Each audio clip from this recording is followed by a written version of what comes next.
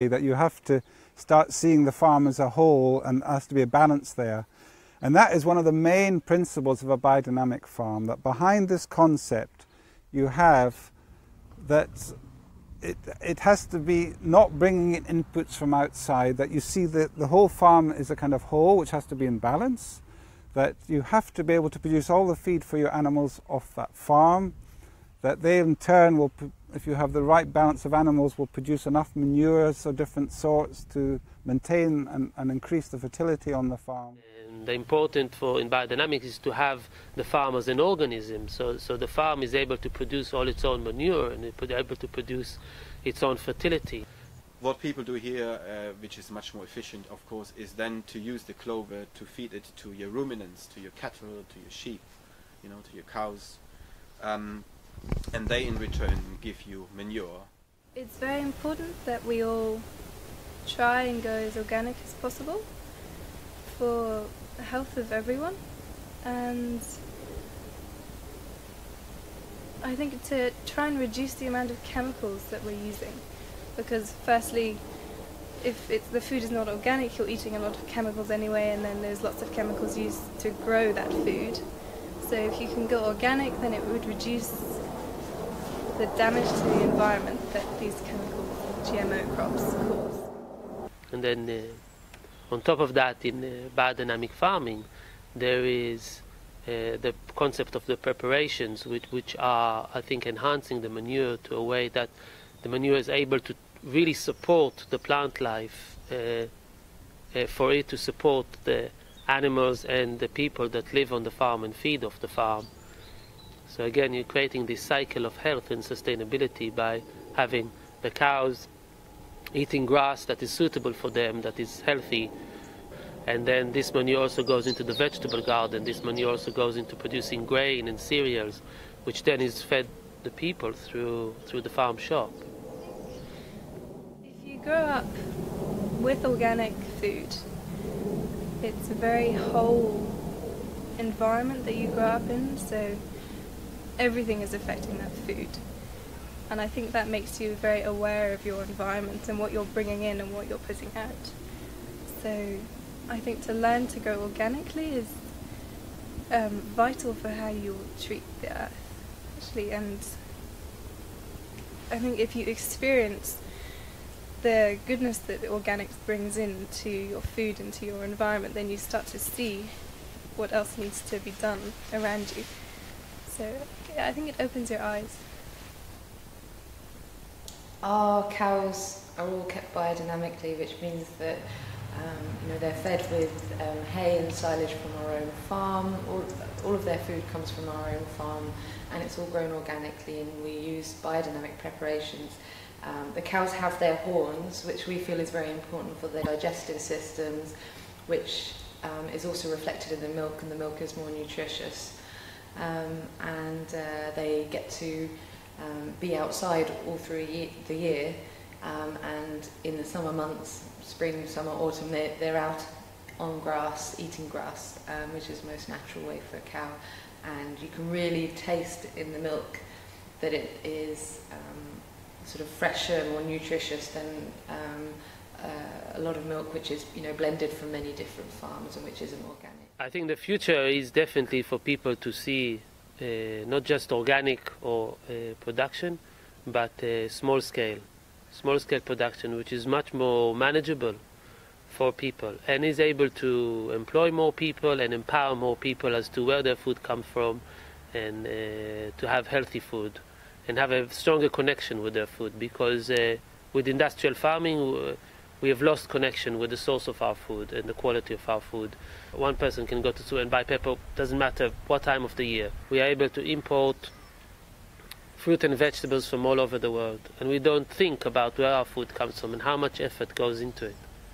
But in this farm here, it's a small farm, 200-acre farm. The people who are fed from this farm, the people who are in touch with this farm, get much more in touch with their food. I eat mainly vegetarian, some fish, and I tend to buy from local farmers markets only. I hardly ever enter a supermarket anymore and eat mainly organic food. Mainly vegetarian, I was vegetarian completely for, it was only 2 years. But I will eat the meat from this farm or from our sister farm Tablehurst because it's biodynamic. I know the people looking after the animals and I know what food they're eating and their environment that they've grown up in. So as long as I know that, I'm happy to eat the meat. I became vegetarian when I was 6, so I haven't eaten meat in a long time, and I think probably if I wasn't already vegetarian then I would probably eat organic and biodynamic meat, but I don't really have any need for meat now, so I stay vegetarian. I was vegetarian as a child, and the whole family was vegetarian, but I only eat organic meat really, or biodynamic. I mean, vegetarian food and organic as well. There are methods which are available which can show that we're not just talking about minerals and pure substance, but there are forces in our food and working in nature. And one of those methods was developed by Pfeiffer when he developed the chromatography, and Dr. Kalisko as well with the crystallization method. And by using that method, you can see other than just the chemical constituents of something, but it actually shows a completely different picture depending on how alive or dead it is, if there are forces in that or not. And these pictures are quite objective and it's absolutely clear. You can take a dead soil and take a sample from that, and one which has been enlivened of that same soil with compost and biodynamic methods, and it creates a completely different picture. Each farm is a small community of friends and not only colleagues. For being interested in organic agriculture, and what the farm does here is to do with the fact that you can involve the community in it, and also when you work with biodynamic agriculture or organic agriculture, you're actually producing food that people can trust.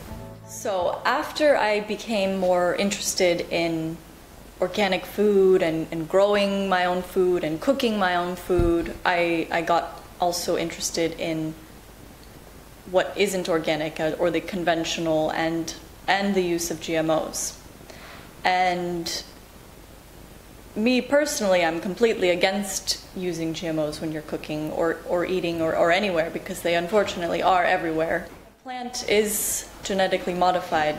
It's missing a vital part of the life of the plant. And when you consume that, you're also missing that vital part of life. Yeah, I personally don't believe in GMOs because of the health benefits of, well, for people and for the planet as a whole. I don't think that gene splicing is an advantage. I haven't seen proof of it getting better yields. The only potential downsides, I think, and which is why I avoid it, is that it'll have an effect on us. GMO food, I think, is a limiting food source.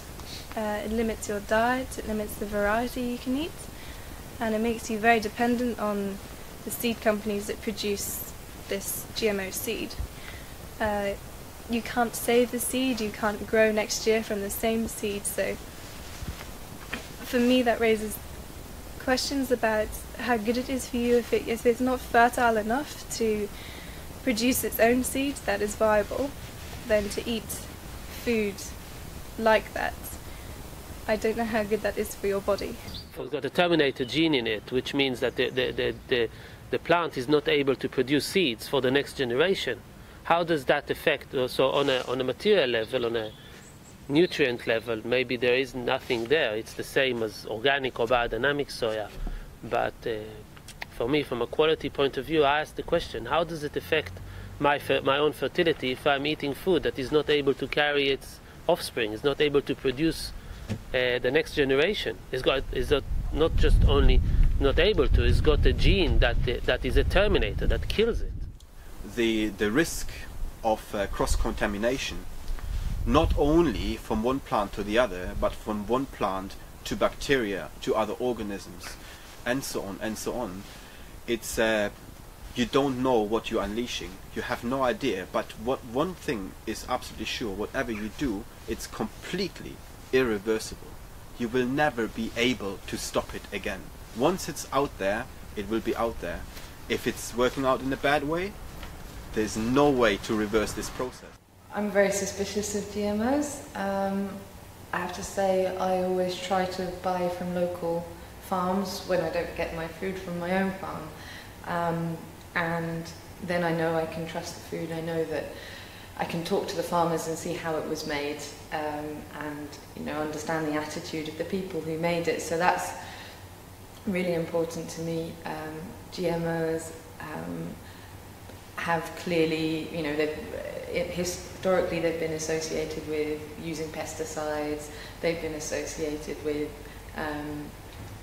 infertility of seeds and things like that, and exploitation of farmers. So personally I steer clear of them as much as I can, but also in the UK, as well as in a lot of countries, sometimes unless you are buying organic, it's impossible to know because they don't label that something has got GMOs in it. So that makes it very hard to always be certain. And the last thing is that it, now time and time again, it proves that GMO doesn't work. Again, it's the question of sustainability. The fact that I sowed maybe a field of GMO corn and it's grown a good crop one year, it doesn't mean that it will grow food every year. A lot of GMO crops have proved to fail. They don't have higher yields, but they still need to have pesticides, herbicides and fungicides. And the result of it is then you get resistant strains like the super weeds, and this just becomes it just becomes an accelerating process. So if you get super weeds, then you need to use more poisons, and then the weeds get stronger and stronger, and you're not really solving the problem. The problem is not really solved. While if you create a balanced ecological system and acknowledge the fact that there will be weeds, that there will be pests, that there will be diseases, but to keep it in a balanced way, I think it's much more healthier. The slightest interest in going back to growing your own food or buying from local growers, you should try and do it, because to me that is the future, basically. When you live in a city and you live just with technology all around you, where life is so fast-paced, you actually gradually completely lose your identity, and you completely lose a sense of what life really is about. So for me, the journey of returning back to nature and to working with the soil and with plants every day has just been an amazing journey. Like, I have had so many moments in the last year or a year and a half where I felt so content and so connected, and where I've really been able to feel joy, just being with color, with sounds of nature. There's so much more than just nutrition that you get from living on the land and working with the land every day. So if you have a chance, then I would say try and leave that bubble where you're completely blinded and numbed by technology, and just try and go back to nature wherever you can find it, really. I think it's the only way forward. Small scale growing. A lot of small farms that are able to grow and specialize in certain things, but grow also a wide variety of fruit and vegetables. It's also fun, It is. I wouldn't choose it if it wasn't. I really enjoy farming life. It's very seasonal, it's very rhythmic. You always have the most amazing food right at your fingertips. So I would definitely recommend everyone get into farming, but it is really hard work. And obviously if you're doing farming, then do organic farming, because it's so much more rewarding. So if you are a young person living in a city and you have a desire to find out what it's all about, you just need to go onto websites like the WOOF websites or HelpX, or there are so many resources on the internet now that can allow you to go and stay on organic farms in your own country even. You don't have to travel around the world, but that you can go and stay at places like that and get an experience volunteering for a few months or even for a few weeks. That would be a great thing to do. Or alternatively, try and find in your own city, if there are allotments available, community projects, community allotments. Like here in the UK we have quite a lot of those projects, and even while I was still working in an office I used to go and volunteer on Sunday afternoons.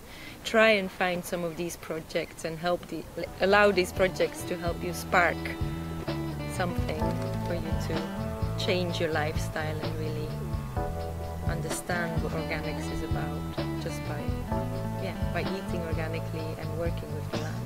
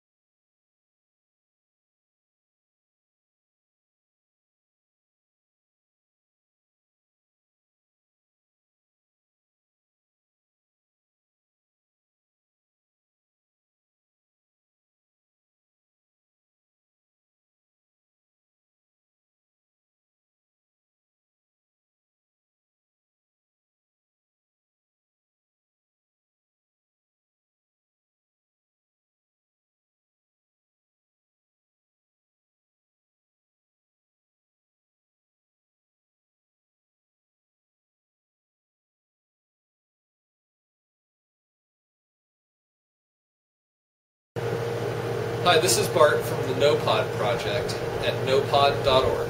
Today we're here at Round Earth Organic Farms with Adam Silverstein. Hi, Adam. Hi, Bart. And Adam's going to take us on a tour of his organic farm and teach us some of the tricks that he uses to grow crops without pesticides or fertilizers. Now, most people, when they keep chickens, they may not even have a chicken coop. But if you do build a chicken coop, you can build a roosting pit and you get all the manure. Ah, very cool. So, ours is kind of fancy, but it doesn't have to be this fancy. Okay. It could be a lot simpler.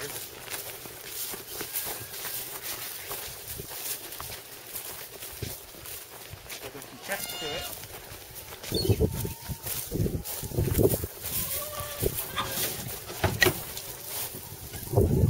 So there's the roosting pit in there. You can see all the manure that's accumulating there. And that is great fertilizer. So basically, if you look around in this room, that is the only spot the chickens have to sit. Even, well, other than the nesting boxes. But if you look like above the nesting boxes, how we did that slope over there, that's so they can't sit up there. Oh, I see. So they really spend all their time when they're in here sitting over there. Okay. And that's why all the manure accumulates over there. And then there's a trap door or something? There's a trap door on the outside of the building you lift up and you can shovel that manure out. Okay. How long does it take to collect that much? I mean, that's like a year. That's a year, Okay. basically, of manure. It depends on how many chickens you have. But supposedly they're like 70 to 80% or more of their manure is being dropped right there. Okay. But And that manure is pretty concentrated. very concentrated, hot fertilizer. You probably want to let it sit for a while or compost it before you used it. Okay. Um, And say you composted that for a year, how much coverage would you get out of that much fertilizer? Well, I mean, usually when I'm spreading it, I'm just spreading like a 1/4 inch, on the surface of the soil, or 500 pounds per acre. Okay. Is a ratio, but you don't really use a whole lot of it. So it goes away. It goes a long way. Let's go around back here and see our trap door. Yeah, it's a trap door. Okay. Bulging. Look. Yep. Nice. Looks like there's supposed to be another one.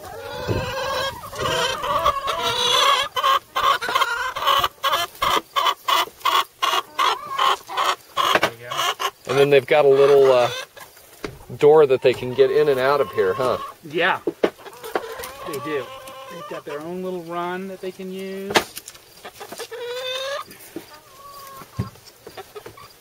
And then they probably can't get over the 4-foot fence out here. No, some of them actually can crawl through the little, I've seen some of them push through the openings. Okay. Actually. But no, and they probably could fly over it if they really wanted to, but they're not really that interested in escaping. If you were like in there chasing them and they took off, they could fly over the edge, because I haven't clipped their wings or anything to prevent them from flying. Okay. So. And how many chickens do you have? I think I've got 18 right now. Okay. Yeah. Very cool. Yeah. And they eat all of our scraps too. That's one of their big jobs on the farm. All the vegetable scraps. So we're processing the veggies. All the scraps go over there, and then they just wind up chowing down on those. Part of their diet. Nice. Gonna have to empty that thing soon. Bulging. You just bring your tractor over with the bucket to... For the scraps? Or for that? Yeah. Yeah. Mm-hmm. I would probably just load it right in the tractor and then go dump it in a pile and mix it up every once in a while. Nice. Yep. What other things do you use for soil amendments? Chicken manure is really the big one that I've used, and I've also hauled in chicken manure from chicken farms around here. Okay.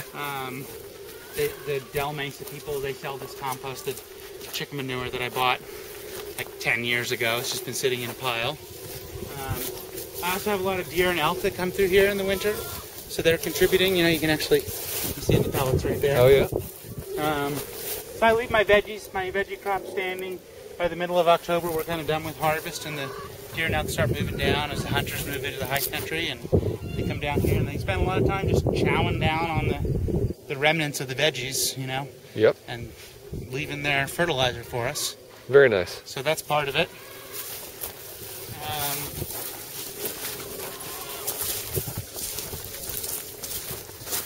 And then I'm kind of a big believer in just sort of taking care of your soils. And that if you have healthy soils, that for the most part, most soils have a lot of the nutrients that the plants need. And a lot of times when you have poor growth, it's because plants can't get at the nutrients that they need. Okay. So a lot of times just by working your soils, by tilling them, by irrigating them well, in our case irrigation, spreading some manure, you'll start to improve the soil over the years of just the factor of aerating them, just tilling them, growing some kind of a crop, even if you're just growing a cover crop, like a crop that's just to improve the soil. Okay. Sometimes I'll plant a ryegrass or clover or alfalfa, and then later in the season just mow that down or till that back into the soil. Okay. And that process kind of helps rejuvenate the soils. And so part of what I'm doing is I've got 15 acres, but I'm maybe growing veggies on 5 acres. And the other acreage each year is either fallow, it's unused, or it's got some kind of a cover crop that's growing in it to improve the soils. And I sort of have this slow approach. I'm not real big on fertilizers. I kind of feel like the chemical fertilizers tend to pump things up. They increase the amount of water that the plants uptake and the crop gets bigger, but I don't think it necessarily makes it taste better. And I don't think that if you're not in a hurry, then you get the same kind of yields without the chemical fertilizers. It just takes maybe a little bit longer for the plants to reach maturity. But I think they're healthier.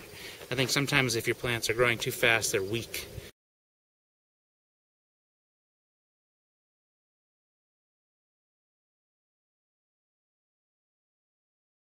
So I kind of have this idea that plants, like people, have an immune system, and that they have a resistance to things like pests.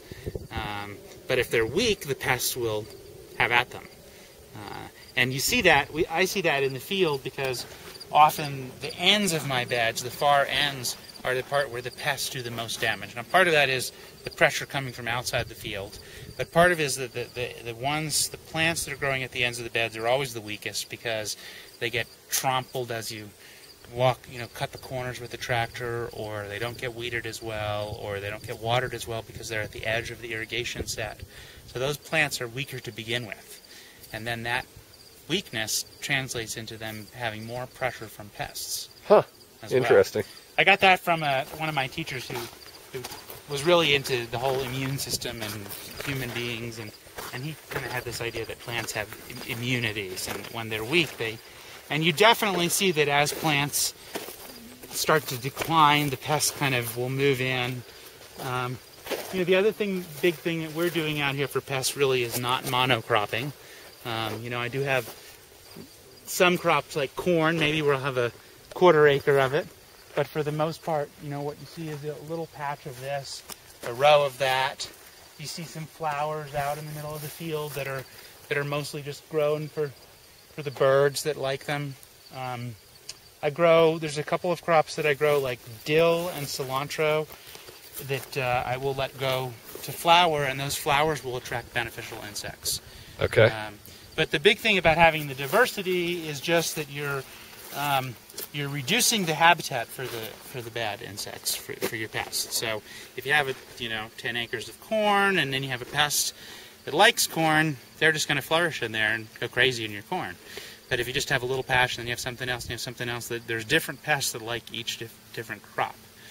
So you're sort of giving them less territory to move in on.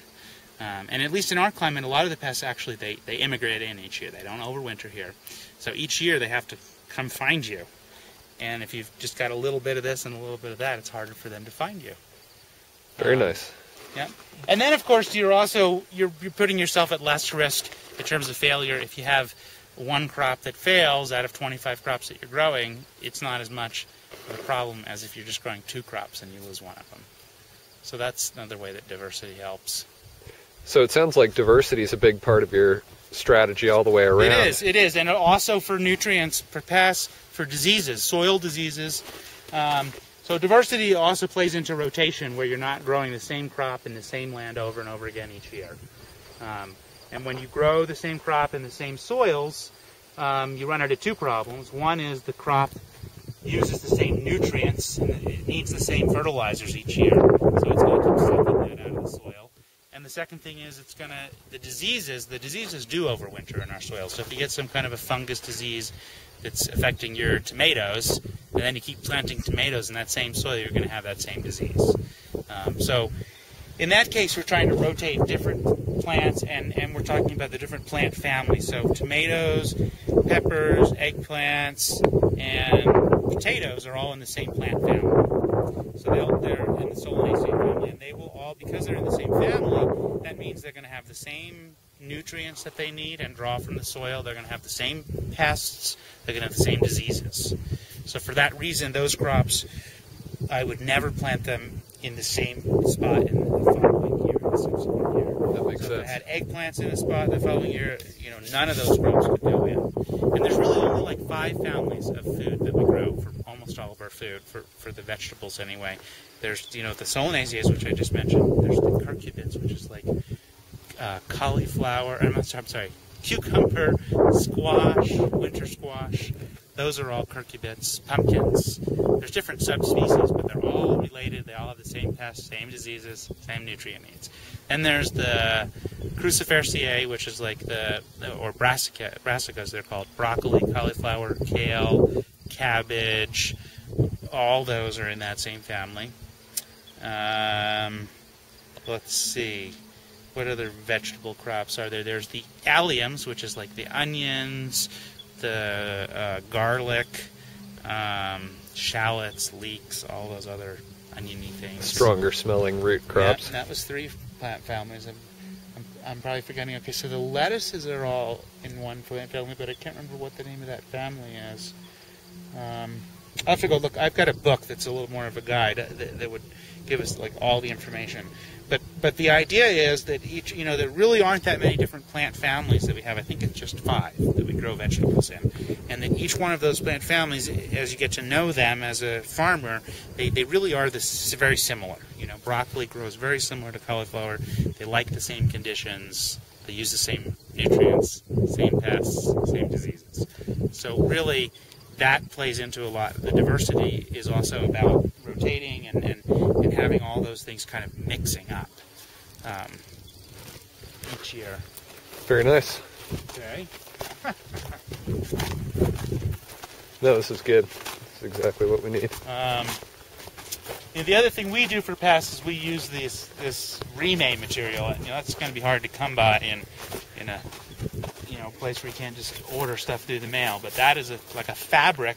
It's probably something make very similar. But like we have problems with a certain pest that gets on our soft-leafed, like the tutsoys and the bok choys and stuff. It's the flea beetle will just eat those up. So we cover those crops with this very thin kind of fabric. It's an agricultural fabric called rime, and it allows the air and the water and the sunlight to penetrate, but it doesn't let the bugs get through. Okay. Do you have some of that around we could look at? Yeah, we can look at a piece of that. I think, it's very similar to like what a very fine, like muslin cloth, like a cheesecloth would be. Okay. So it's probably something people have seen, but maybe that is not very accessible. But it's like amazingly effective. It's the barrier method. It's just amazing. You just cover something, and you have to be a little careful because if you've got fruits in there that need to get pollinated, you're keeping your pollinators away too. Okay. So if you need to have bees that are going to spread the pollen, then you can't keep it covered all the time. But if you're not worried about it, if you're just growing a leafy crop where there's no fruits, then you don't have to worry about that. And the beetles don't crawl around the fabric or something like that? I pin it down, but these flea beetles actually, they move by hopping. Okay. So they don't really crawl. Huh. And there's some that get under there anyway, and there's some under there before you start. But it's just much, much less. Okay. Yeah. So that's what it sounds like, is that you're never going to eliminate your pests on an organic farm. Right. But doing everything you can to interrupt their life cycle. Yep. And, some people are, we have the benefit of growing in a desert climate, so we don't really have the kinds of pest pressures that some people have. But like our organic fruit tree growers, the apple growers, they have to spray really regularly to keep the codling moths from moving in. And they're spraying some kind of an oil that has some kind of a plant extract in it that's toxic to those bugs, Okay. And it's organic because it's made with organic source materials, but it's still sort of very intensive. It requires a lot of intervention. Yep. Mostly what I'm doing doesn't require a lot of intervention. I'm mostly succeeding by the diversity, like I mentioned, and volume, and also choosing to grow here where there's not a lot of pests. Very nice. Yeah. I'll keep walking a little bit. Let's see. Do you bring in beneficial insects? I have before, but for the most part, I've kind of stopped doing that. It's really most effective when you're in like a greenhouse and you can keep them from flying away. And they do sell, like, you can get these bags of ladybugs and you go and you spread them, and they're ravenous when they come, and then you just watch them go to work. But usually a few days later, they're kind of gone. Okay. They kind of move on unless there's something great about it. And mostly what I try to do is just, again, create that habitat for them. So, like, I grow these breaks of dill and cilantro, and the ladybugs are drawn to that, and then they'll go out and find other food. Okay, so dill and cilantro are your big favorites for attracting. They're my big favorites. They're in the Umbrophilerae family. That was one of the family we didn't talk about. The carrots are in that family. What else is in that family? Umbrophilerae. It's they all make a similar kind of flower. It's like an umbrella. That's where umbel comes from. And those flower heads, we can actually. I'll show you some here.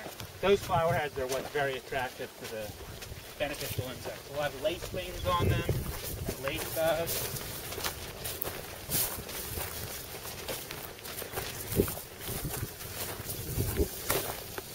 That's dill. Okay.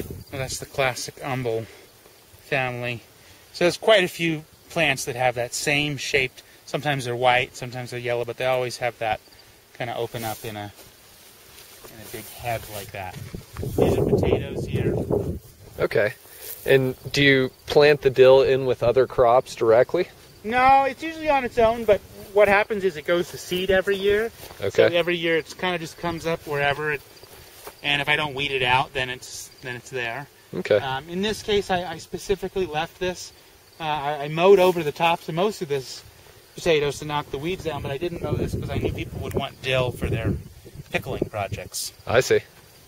So, and it was like the only dill I had left in the field. Ah, nice. That worked out. There's some more, but these were some big heads at the time.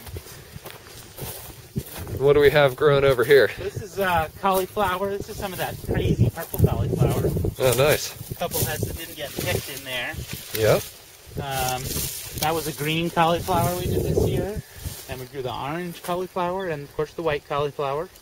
That kind of diversity is more just about people enjoying the different colors than anything else. Because they're all in the same plant family. They all have the same needs and everything. Yep.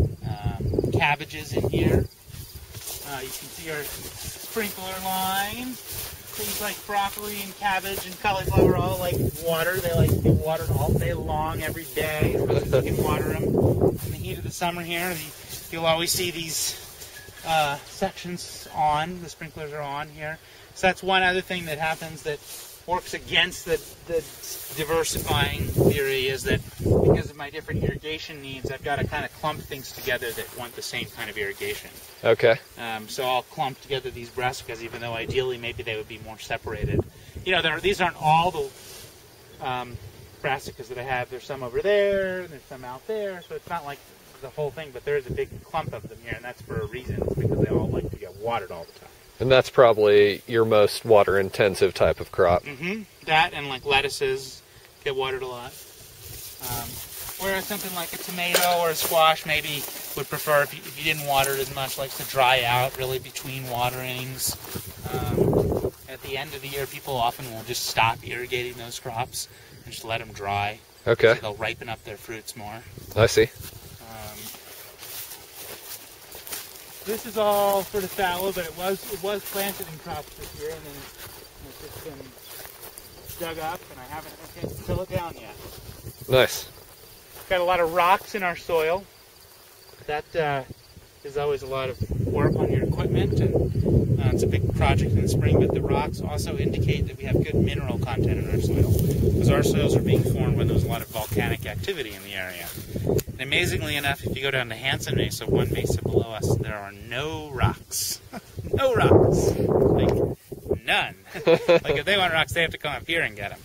And, you know, around here, you see, you can't quite see them, but there's rock walls on the edge of every field, because people have been pulling rocks out for 100 years, and they're not done. You know, there's still more rocks. And so you've got a much better mineral content than they do down at Hansen Mesa. Yes. Their soil is much more sterile. It's sandier. Yeah. So they have more to do in terms of fertility. Okay. So, but I just noticed the rocks. That's why I mentioned it. Yep. Because every time you till, you get a bunch of rocks coming up.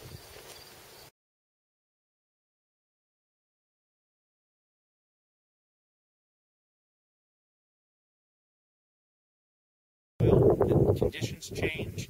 You can have things come up that weren't growing there before just because you've changed the conditions.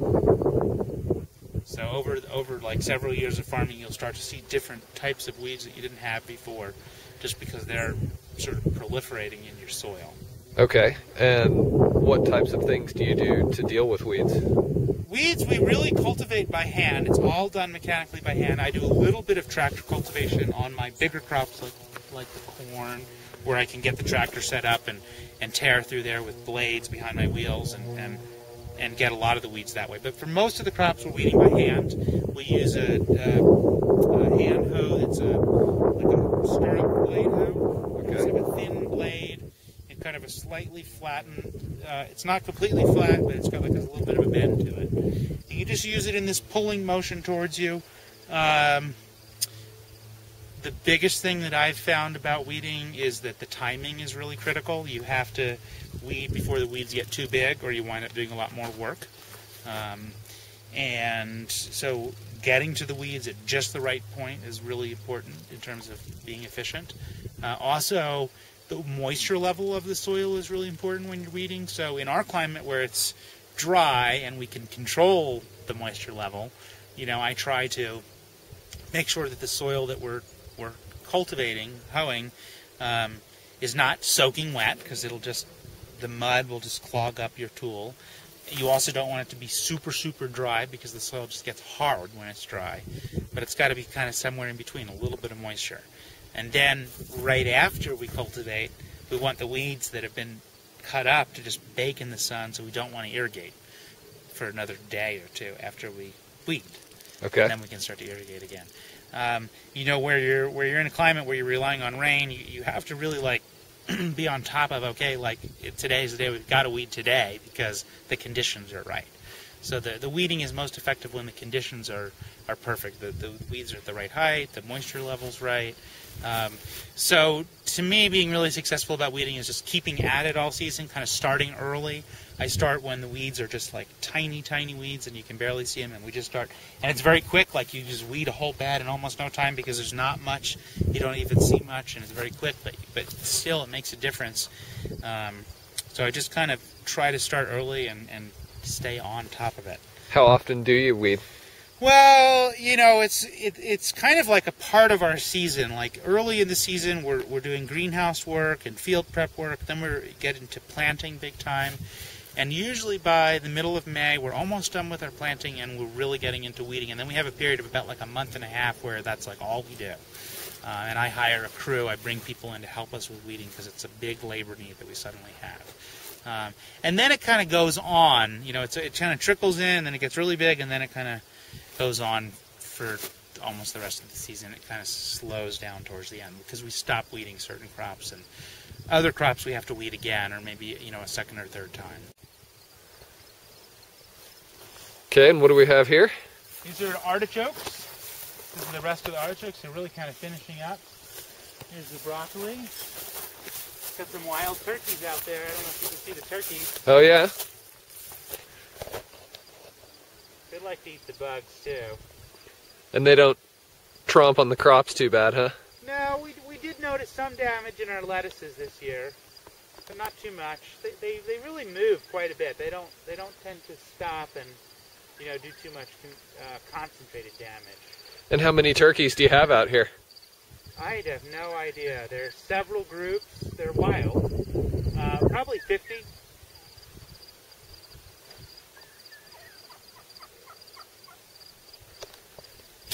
Are there any artichokes? Oh yeah, here are a couple on the plant.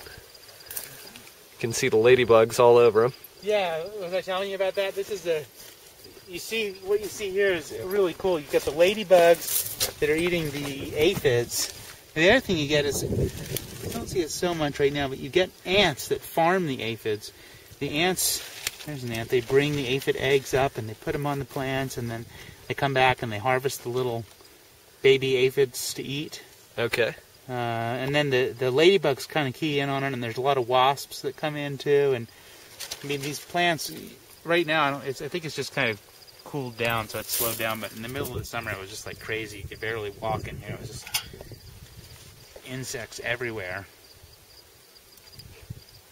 And so ladybugs are pretty much your primary beneficial around here, it seems like. They're a big beneficial for sure. Yeah, there are definitely a lot of them in here. There's a lot.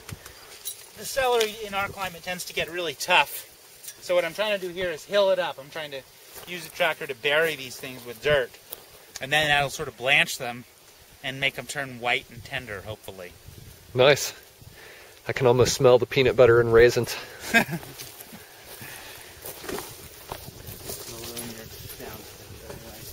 Alright, we're almost at the end here.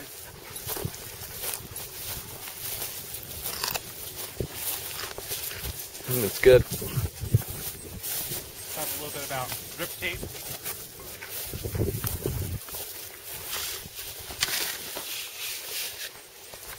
So this whole section here is all being irrigated with this drip tape. And this is like the most efficient way to irrigate. The water's just pushed down into the tube, and there's little holes that are kind of pre-drilled into this seam that allows the water to dribble out. And so for the whole run, there's like a little bit of water dribbling out every 12 inches, and the lines stay on for a long time, like 5 or 6 hours, until it's saturated. It's very efficient. You're not watering, in between the beds. So I've got one row of crop, and then I've got a 5 or 6 foot space, and then another row of crop, and I've just got water going where the crop is. So also less weeding, because you're not watering your weeds. And also a lot of these crops, they don't really like the overhead water as much. They don't like to be watered on their leaves. So anyway, that's drip tape. Irrigation is just a huge thing out here in the desert. So I don't know, it just probably doesn't apply to other places where it rains all the time. But for us, that's a big technological innovation. And so you've got some main pipes, and then you keep branching down, and the drip tape's obviously at the end of the whole chain. Yeah. Yeah, we have a really big 4-inch main pipe that's buried. And then that comes up into these risers every 40 feet. And then on these risers, I can either go with a sprinkler line, where I'll have a sprinkler head every 30 feet, or I can go into a PVC pipe and then go into the drip tapes. Okay, so it goes to PVC up at the other end there? No, the PVC would be down. I could just like this here. Okay. I can put it here, I'll tell you. This would be for drip instead of for I see. sprinklers. Gotcha. And then from the PVC it goes into that drip tape. Okay. Do you have one of the drip tapes starting off from the PVC somewhere? Yeah, I think. It's hard to see it. Okay. That's what it looks like. Wow. And all I really do is looks like that one wasn't working. It's a very simple system. I drill a hole in the PVC that's slightly smaller than the outside diameter of this tube. Okay. And I cram the tube in there. And then I poke a hole in the drip tape and cram the tube in there. And that's all my whole technology. And then you just pinch off both ends of the drip tape. Yeah, I just hide it in a knot. Okay. They do make special fittings for all this stuff. They make a special fitting for this part. They make a special fitting for tying off the end. They make a special fitting for this. I just learned this kind of cheap way of doing it, where you don't have to have any fittings. If it works, that's what matters. Great. And at a certain point in the season, you can't check the line anymore. When we first fill it up, we go down, make sure it's not leaking anywhere, make sure there's no tears or whatever. At this point in the season, if I wanted to make sure it was working, I would basically just go to the other end. And if it was water at the other end, I'd be pretty confident there'd be water dripping out the whole way. Okay.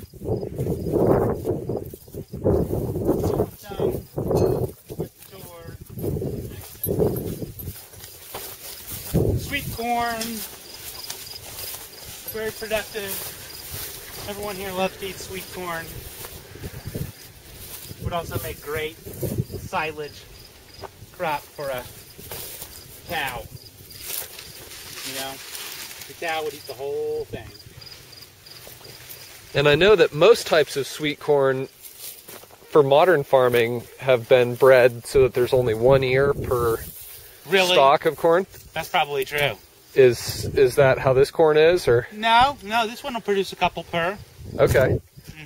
And what variety of corn is this, do you know? It's called Delectable. Okay. I mean, it is a hybrid, but it's not like genetically modified. It's just a cross between two types. Carrots. Oh yeah. Some sunflowers. The sunflowers are really just for selling for cut flowers. I've got a nice fall crop of carrots here. And we're just kind of picking at those. They'll go for a couple weeks, a few weeks maybe. A lot of different varieties. Oh, some in your light. Yeah, I'm gonna try and pull one out here. I know, I see you. You might just pull the top. Here you go. Okay. These are the little guys. These are cute. These are the little, like, Thumbelinas. Nice. But some of them are bigger. Just the type. Do you have different varieties in here? Yeah, a lot of different varieties. So, here's my little label. It'll say what the varieties are. Atlas, Danvers, and Nantes. Those are the 3 varieties in this bag. Okay. So each bag's got different varieties. There's the Yellow Sun here. Ready? Oh, come on. I need the water, and then they'll come out a little easier. Sometimes we have to bring the pitchfork out, actually, to get these guys out. Nice. Depends on the variety. There you go. Yeah, look at that. That's a healthy looking carrot. Mm-hmm. Lots of carrots still to be picked. There's some basil and scallions. Okay. There's the rest of the beans. Those were highly productive, and we had to just stop picking them because we just kind of ran out of labor. So these are onions. You were showing us one of the onions you just picked here. Yep. It's a and Walla I was Walla. saying that I plant them from little onion transplants. So someone else grows them from seed. They probably start them in the fall. They overwinter them, and then when I buy them in the spring for transplanting, they're just tiny little onion shoots. Nice. And this was like 2,000. Okay. And what is this? Maybe an 1/8 of an acre or something like that? No, not even. No, it would be well about 24 beds per acre, and it was just 2 beds, so like a 1/12 of an acre. Okay. Yeah. Get daddy. Here we've got a bunch of lettuce. Is there anything tricky about the lettuce? Well, in our climate, to keep the lettuce tender through the summer, I plant it over and over and over again.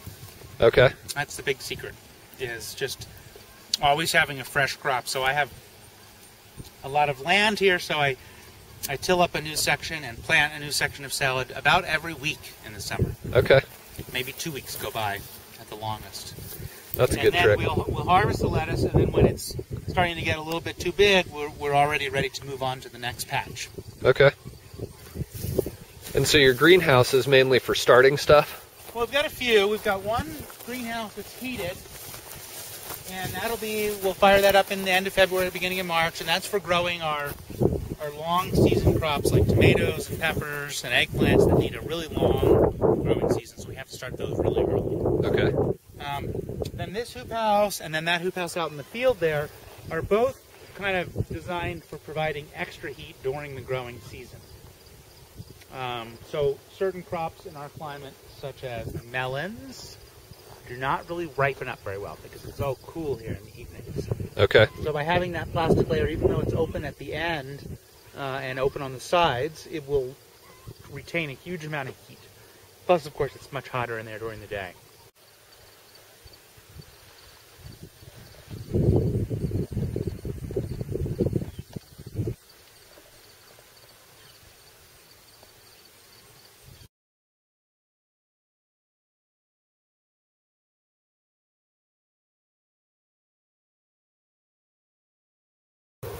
Okay, so you basically just have 2 tractors here on the farm.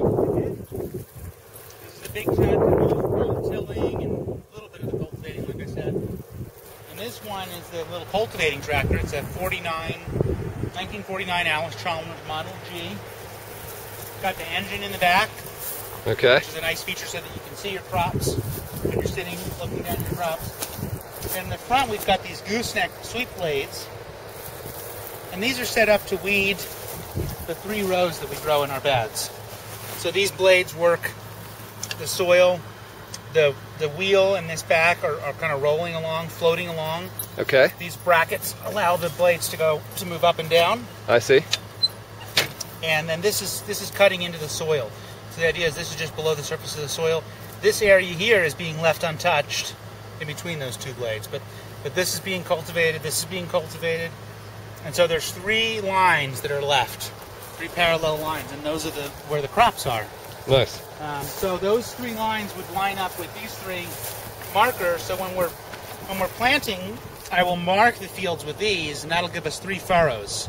And then we'll drop our transplants that we've grown, like our broccoli transplants or our lettuce transplants, into those 3 furrows. Okay. And we can come back with the front part and weed it without hitting, if you're not hitting 1 row, you're not hitting the other 2 rows. Right. Because they're parallel. They're not straight, they're parallel. And then also with the big tractor, the other thing that I do that we didn't talk about is I do some direct seeding with that. So I've got 3 seeders that I put on the bar on the back, and I can fill those up with carrot seeds like I saw out there, or corn, or beets, or it's a whole bunch of different crops that I direct sow. Peas, beans, all those things. I'll dump those seeds in the seeder and then drive down, and then that's putting the seed right below the surface of the soil. Again, the spacing on those 3 rows would match the spacing of these and the spacing of my cultivators. Okay. So I'm able to go back and do the cultivating. Nice. We still cultivate everything by hand, but this allows us to come through very quickly. I can, in a couple of hours, go cultivate a whole acre. And, it's not 100% thorough, but it's a 80, 90% kind of thing, and then come back by hand to finish the job off. Well, it seems like a neat little tractor. That's cool. Let's go see your double digger. Okay. So this is a spader. It has just a series of 8 blades. Mine does. They come in different widths. And what happens is the blades make a motion kind of like this. They chop straight down, and then they kind of loop back. They're making a circular motion. And what happens is they're chopping up the soil as you move forward very, very slowly with the tractor. They're slicing off like maybe a ½ inch or an inch of a trench that you're working, and they go down quite far, 10 or 12 inches, maybe even more. And then as they make their backward motion, they catch the top half of that tilling depth, maybe 5 or 6 inches, and they fling it backwards against this plate. Okay. And the soil, if the moisture content's right, will hit that plate, pulverize, and fall back, making a really nice seed bed on top, just like you get with a rototiller. Now, if it's too dry, it'll be, it won't pulverize. If it's too wet, it turns it into muddy chunks. So the moisture content really is very critical on this implement. Okay. But if the conditions are right, what you wind up with is, you wind up with soil that you can stick your arm down to your elbow. It's loose down that far. The bottom half of that tilling depth has been loosened. The top half has been actually blended more. They don't get mixed together.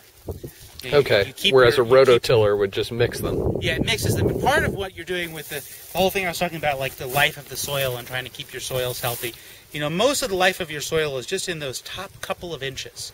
That's where all the biological activity, where the oxygen is permeating, the worms are doing their cycling up and down. So when you're rototilling or tilling down 8 or 10 inches and you're sort of blending it all up, it's not that you're killing it, but you're losing sort of your concentration of your life. So if you can try to avoid that, it's better. Okay. Good tip. Yeah. And it's a great tool, and they have come down in price quite a bit since I bought mine, and they make them in all different sizes, so you can get them even as small as like for a software type rototiller. Oh, okay. They have them for like a BCS rototiller. The fancier one, but I could never get its. You can see it's kind of pulled apart. I could never get its chain to work. I got it. I used it for several years, and then one year I spent all this time. I had Jim Harton manufacture these pieces, these teeth for me, and okay. I could never get that. It would work, but then it would get stuck. And I finally gave up on it. So I need to actually get a bigger one. This is the one I'm using now. It's pretty small is my main problem with it. I can only hold 3 or 4 buckets worth, and then I got to drive out there and drive back. Right. The one is driving a lot more. But it's chain driven, so it's more reliable. Right. Yeah, sometimes the old technology works better. Yeah.